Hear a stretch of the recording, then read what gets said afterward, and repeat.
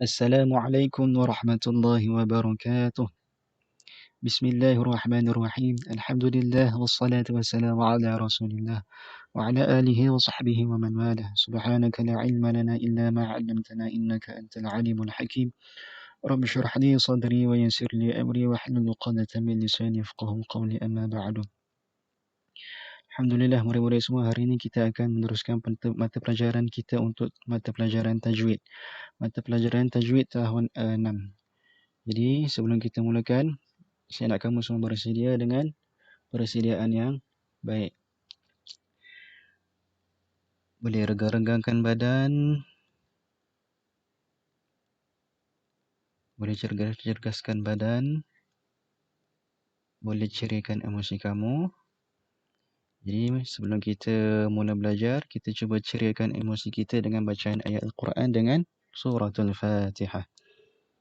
A'udzu billahi minasyaitonir rajim. Bismillahirrahmanirrahim. Alhamdulillahi rabbil alamin. Ar-Rahmanir Rahim. Maliki yaumiddin. Iyyaka na'budu wa iyyaka nasta'in. Ihdinas siratal mustaqim.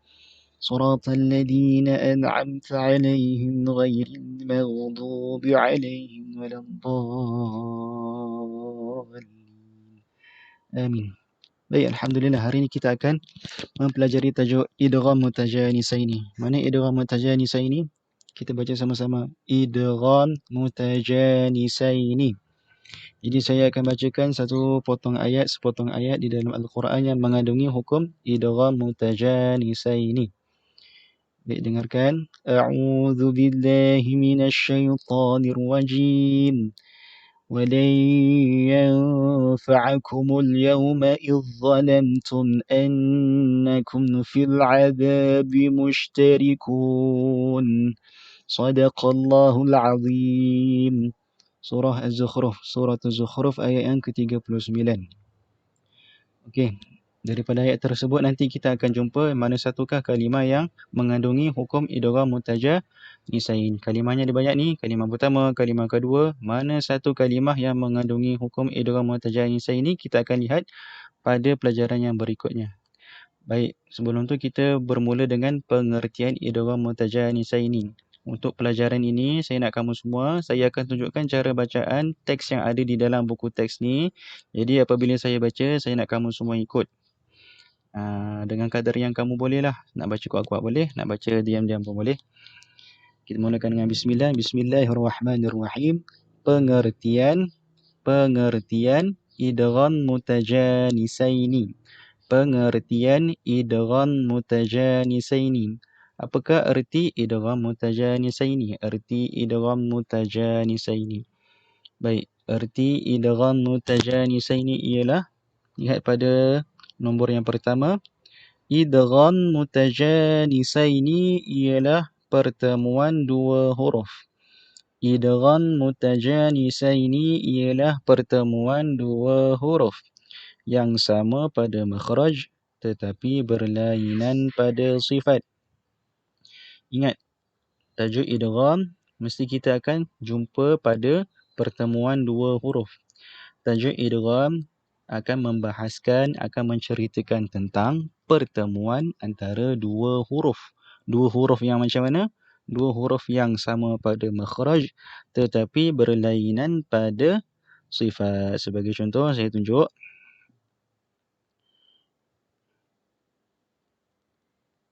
Dua huruf yang sama pada makhraj tetapi berlainan sifat.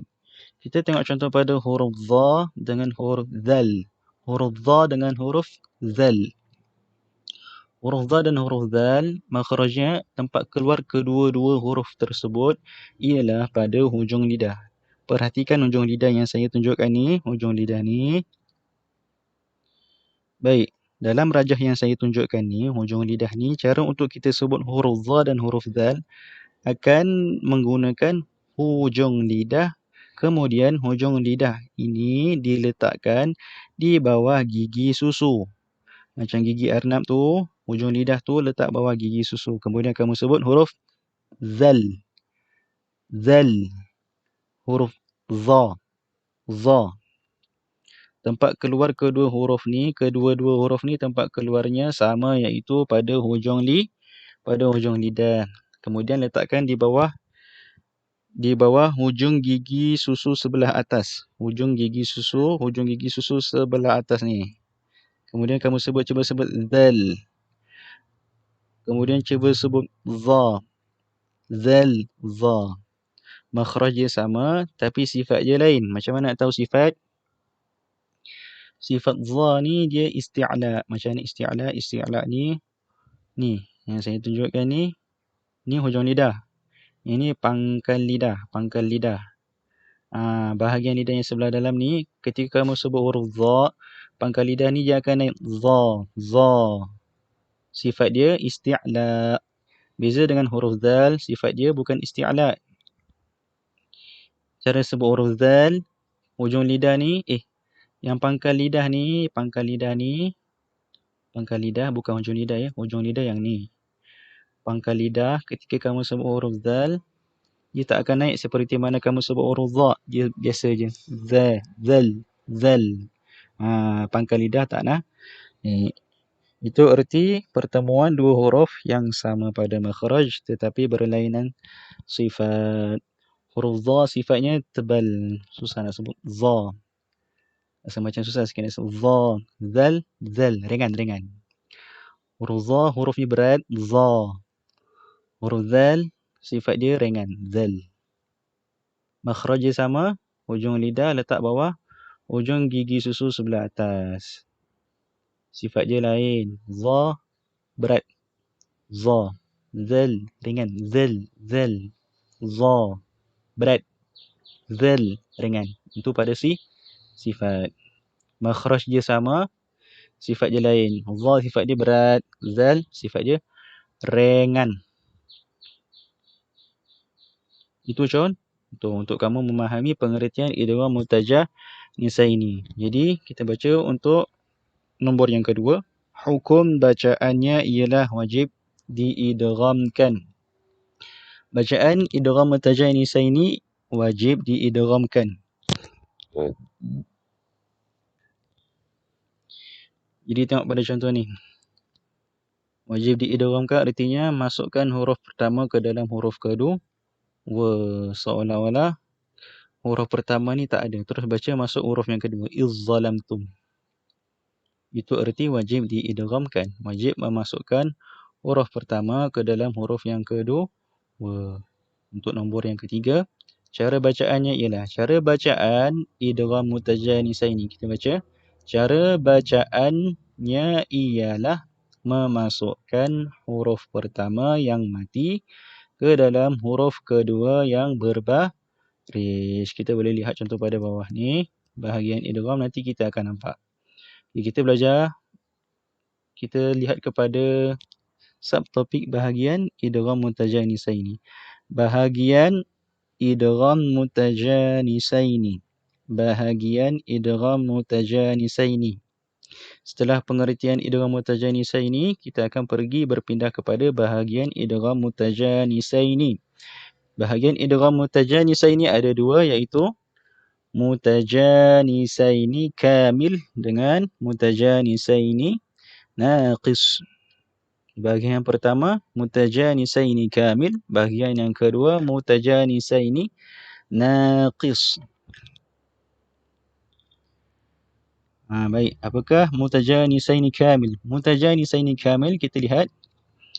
Kita tunjukkan nota sebelah sini. Artinya ialah memasukkan secara sempurna. Kita boleh lihat contoh pada nota minggu lepas. Yang ni. Masuk secara sempurna. Ini contoh ayat Al-Quran. Ini ayat Al-Quran yang warna merah ni ayat Al-Quran. Yang warna biru ni cara sebutan. Yang ada dalam ayat Al-Quran, hurufnya seperti ini. Pertemuan antara huruf lam dengan huruf ra. Kita masukkan huruf lam ke dalam huruf ra secara sempurna.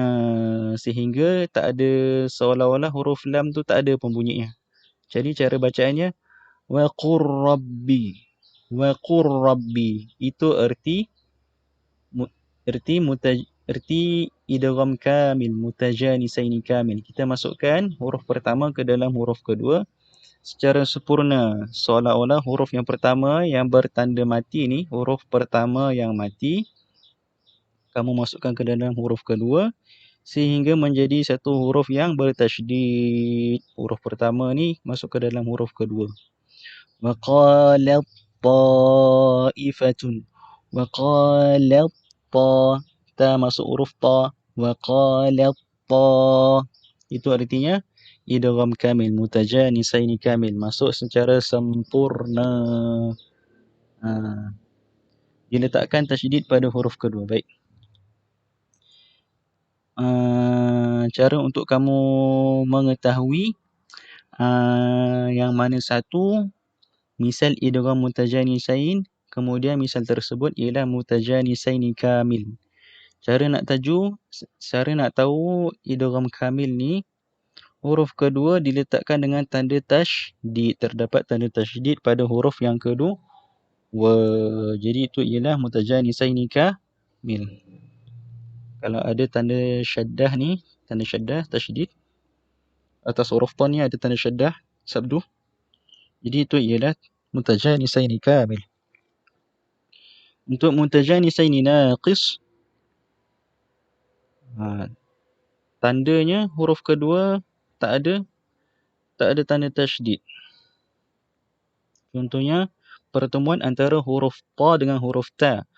Pertemuan antara huruf ta dengan huruf ta, huruf pertama yang mati, ta huruf kedua. Huruf ta pertama, huruf ta kedua. Huruf ta huruf pertama, huruf ta huruf kedua. Pertemuan antara dua huruf. Jadi ta ni ialah huruf pertama yang bertanda mati. Jadi kita baca secara naqis, iaitu memasukkan secara tidak sempurna. Memasukkan secara tidak sempurna. Naqis. Naqis. Macam mana cara bacaannya? Kalau sempurna tadi, wa qalat ta'ifatun, huruf lam terus masuk huruf ta. Kalau ni ahadtu. Kita tak baca ahadtu. Kalau ahadtu, ha terus masuk huruf ta, tu salah. Tak boleh baca macam tu. Cara bacaannya ialah ha matikan dekat huruf ta, kemudian terus sebut huruf ta yang bertanda dhammah. Ahadtu. Jadi sifat huruf ta ni dikekalkan. Bunyi huruf ta ni dikekalkan. Berbeza dengan idgham kamil. Bunyi huruf ta ni tak ada. Bunyi huruf ta dihilangkan. Bunyi huruf ta ni dihilangkan terus sebab dimasukkan dalam huruf yang kedua. Berbeza dengan idgham naqis, idgham mutajanisaini naqis, sifat ataupun bunyi huruf ta dikekalkan pada bacaan. Sifat ataupun bunyi huruf ta dikekalkan pada bacaan. Sebagai contoh, ahadtu.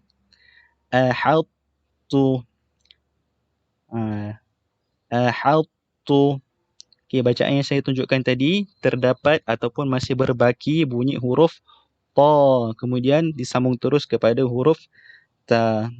Okey, misal yang kedua. Basalta.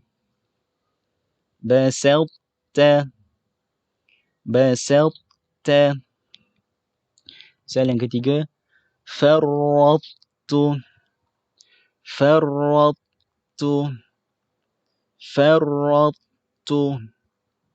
Baik, itu ialah arti mutajanisaini naqis. Mutajanisaini naqis terdapat hanya pada pertemuan antara huruf ta dan huruf ta sahaja. Ta dengan ta, ta dengan ta, ta dengan ta. Itu sahaja misal ta dengan ta, itu ialah idgham mutajanisaini naqis. Baik, kita ulang kembali tajuk kita pada hari ini untuk tajuk idgham mutajanisaini. Yang pertama sekali kita lihat pada bahagian pengertian. Kemudian kita lihat pada bahagian idgham. Pengertian idgham mutajanisaini dan bahagian idgham mutajanisaini. Kita ulang kembali, idgham mutajanisaini ialah pertemuan antara dua huruf. Sebagai contoh, antara huruf ta dengan huruf ta. Kemudian hukum bacaannya ialah wajib diidghamkan. Cara bacaannya kita wajib memasukkan huruf pertama ke dalam huruf kedua. Huruf pertama masukkan ke dalam huruf kedua. Kemudian kita akan mempelajari bahagian idgham mutajanisaini. Bahagian idgham mutajanisaini terdapat dua bahagian. Bahagian yang pertama kamil, bahagian yang kedua naqis.